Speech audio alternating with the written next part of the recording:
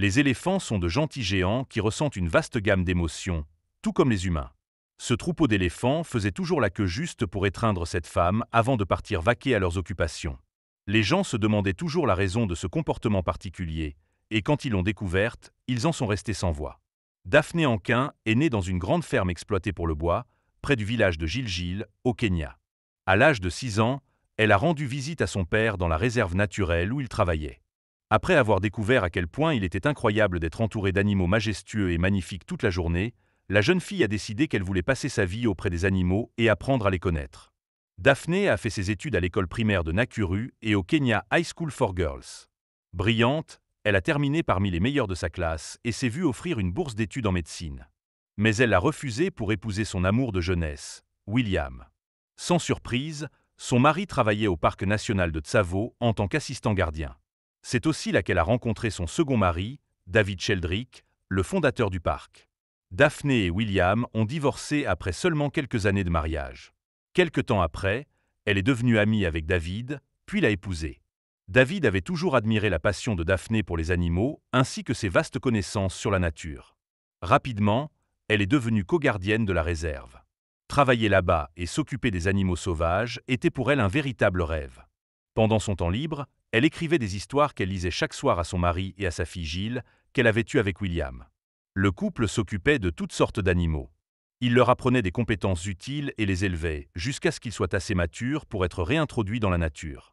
Daphné et David ont sauvé de nombreux animaux sauvages, notamment des éléphants orphelins dont les parents avaient été tués par la sécheresse, la maladie, et surtout par les braconniers, qui les chassaient pour vendre leur défense dans le commerce illégal de l'ivoire. Après 17 ans de mariage heureux, Daphné a perdu son mari, victime d'une crise cardiaque. Bouleversée, elle a eu du mal à poursuivre leur mission.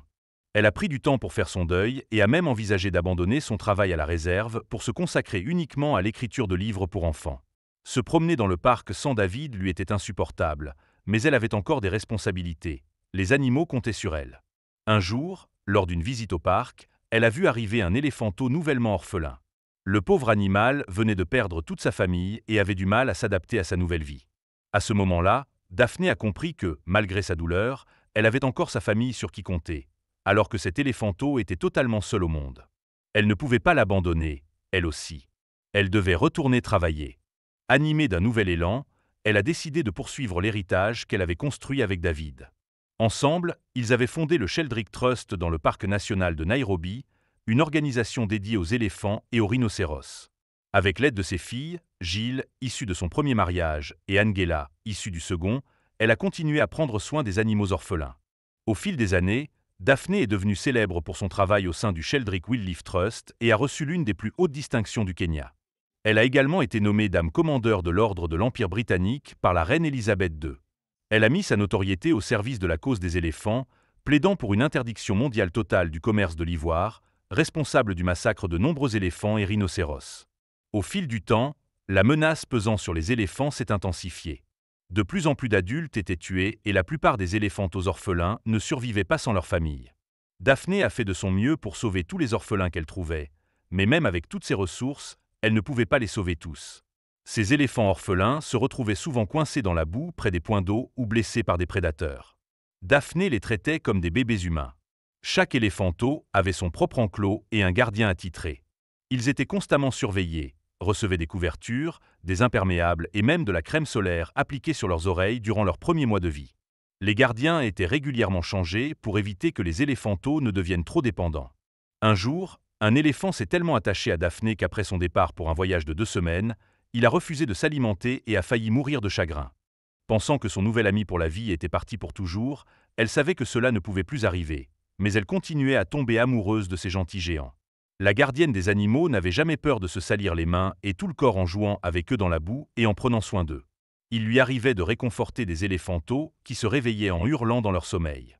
Elle croyait qu'ils faisaient des cauchemars à cause de leurs expériences traumatisantes et elle les prenait toujours dans ses bras pour les apaiser. Ce travail n'était pas sans danger. Un jour, Miss Sheldrick fut approchée par un éléphant adulte qu'elle croyait être un vieil ami.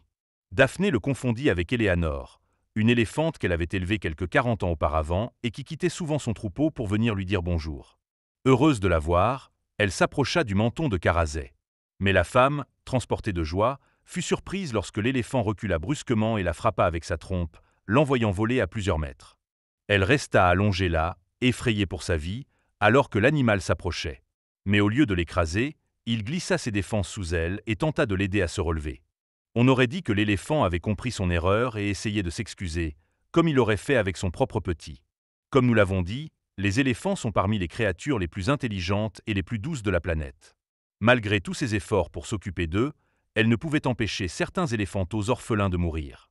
Ces bébés étaient souvent recueillis dans un état de traumatisme profond et encore dépendants du lait. Sans la présence de leur mère, il était difficile de les garder en vie et bien nourris. Elle leur donnait des formules lactées traditionnelles, et bien qu'ils semblaient les apprécier au début, ils restaient malnutris et finissaient par dépérir. Déterminée à mettre fin à ces pertes, l'épouse du défunt gardien consacra la plupart de ses journées à la recherche et aux essais de différentes combinaisons de lait. Elle travailla avec des experts en nutrition pour trouver une solution afin d'inverser cette tendance tragique. Elle ne supportait pas de les voir mourir après les terribles épreuves qu'ils avaient vécues avec leurs parents. Et pourtant, elle était souvent contrainte d'assister, impuissante, à leur disparition.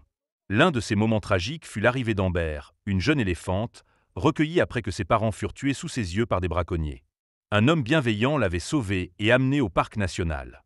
Même si Daphné fut bouleversée par l'histoire de l'éléphante et souhaitait l'aider, elle ne put faire grand-chose lorsqu'Amber resta malnutrie malgré les litres de lait qu'on lui donnait. Quand la jeune éléphante finit par s'éteindre, Daphné fut dévastée. Cependant, tous ses échecs et déceptions ne l'arrêtèrent pas.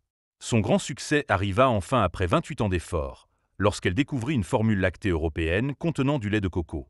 Il s'avéra que c'était le substitut le plus proche de la graisse contenue dans le lait maternel des éléphants et, heureusement, il était aussi relativement facile à obtenir. Daphné fut la première personne à perfectionner une formule de lait adaptée aux éléphantos orphelins. Après cette découverte, plus rien ne pouvait l'arrêter. Elle devint la première personne à élever avec succès d'innombrables bébés éléphants et fut souvent surnommée « Mama éléphant » par ses collègues. Son amour pour ces animaux lui était largement rendu.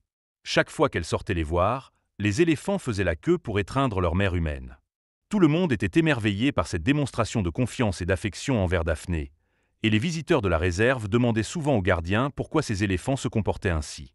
Lorsqu'ils apprenaient tous les sacrifices que Daphné avait faits pour ces animaux et comment elle avait pratiquement inventé une formule de lait pour eux, ils en étaient émus aux larmes. Dans un monde où ces créatures étaient vues uniquement pour leur défense et l'argent qu'elles pouvaient rapporter, une femme les voyait pour ce qu'elles étaient vraiment, des êtres sensibles, capables de ressentir les mêmes émotions que les humains. Lorsqu'elle s'éteignit à l'âge avancé de 83 ans, le monde entier raconta l'histoire de cette incroyable Kenyane qui avait marqué l'histoire en sauvant et en élevant des bébés éléphants. Aujourd'hui, la Sheldrick Wildlife Trust est dirigée par ses filles, qui travaillent chaque jour pour préserver la mémoire de Mama éléphant. Que pensez-vous de l'histoire de Daphné? Avez-vous déjà pris soin d'un animal qui avait besoin d'aide et d'amour? Dites-le nous dans les commentaires. Merci d'avoir regardé, et à la prochaine, prenez soin de vous.